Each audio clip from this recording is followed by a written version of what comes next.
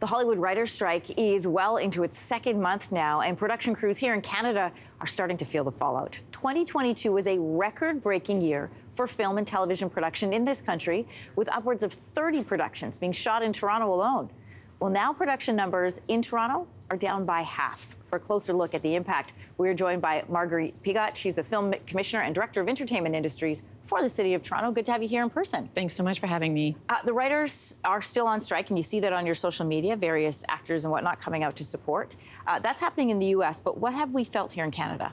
So here in Canada, we handle service production for the U.S.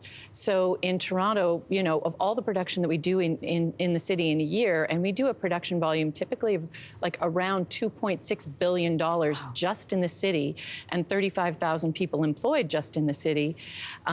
Of that very big business, usually about 60 to 70% of that is from the U.S. So that's the part that's affected. So as you said, typically at this time of year, we would have 30 to 35 productions going. We had around 30 productions going, and now we're hovering around 15. So we're definitely down, and people are definitely feeling it. Where are negotiations right now? Like, how long could we see this go on? So we don't have a huge amount of insight into specifically where negotiations are right now.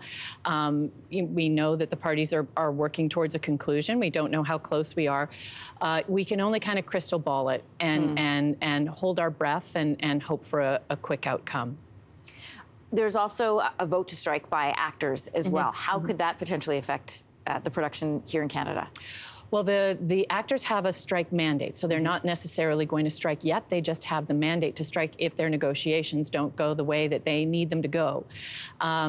If the actors go on strike, the service production will stop. With the writers, you know, everybody expected that the strike was going to come. So many productions had banked scripts. Feature films were already fully written before they went to camera.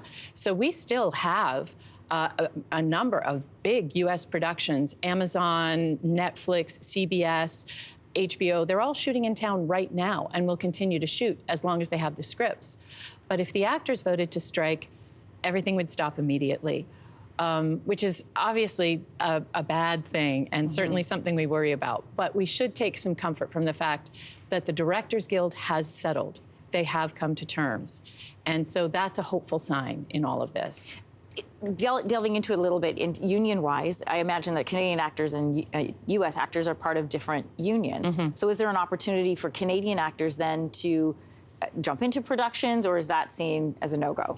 That's absolutely a no-go, and I'll use it as and actually also going back to the writers' strike. I'm going to focus on that because the actors that's not happening yet. Right. But the Writers Guild of Canada and Writers Guilds all over the world have declared solidarity with the WGA. So if there was a WGA show that came to Canada and they wanted to hire a WGC Canadian writer for a role that would have gone to a WGA member, the WGC member will not take that role because it would be regarded as a struck production.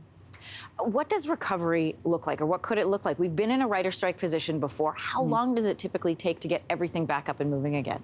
So I think, you know, a really interesting model for what recovery looks like is what happened when the film industry resumed as COVID receded. This industry is extraordinarily nimble, and when we get a green light, we go. Yeah. So right now what we're seeing is productions are pushing their dates. They're not going away. They're not getting canceled. They're pushing their dates. And more productions are scouting. More productions are planning to come here.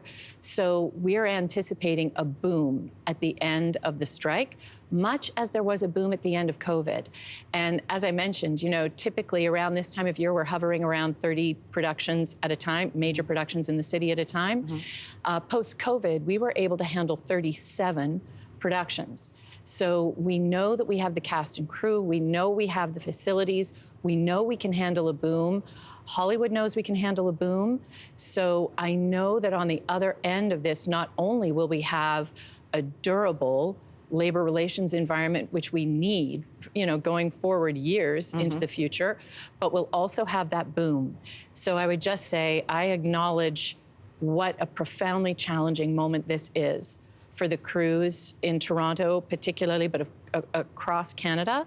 But the other side of this will be a continued arc to Toronto's remarkable growth trend. We've been building studios, we've been increasing production volume year over year. That's not going to stop.